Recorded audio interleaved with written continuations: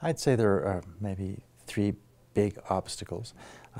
One, I think there's something very deeply built in masculinity and in notions of young men who want to fight and want to achieve something big in the world.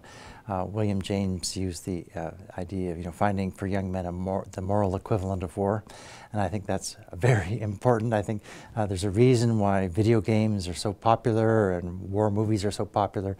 They're very exciting to watch. There's a sublimity and a beauty to war.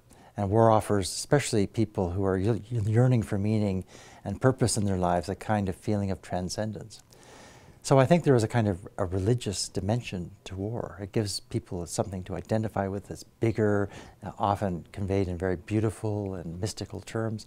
There's a real magic to war, and I think it's a kind of very disturbing and perverse magic, but there's a magic nonetheless. So I think there are deep psychological structures in our culture that propel especially young men, but lots of other people, to see war as a kind of deliverance from the meaninglessness and pointlessness of their lives. They can find transcendence and beauty and purpose in war.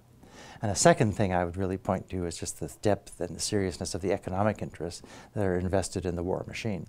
That especially since the 1940s, we have seen the growth of an enormous military-industrial complex, and this has extraordinary impact on whether people think the war is an intrinsically basic part of the North American economy in a way that it never was before the 1940s.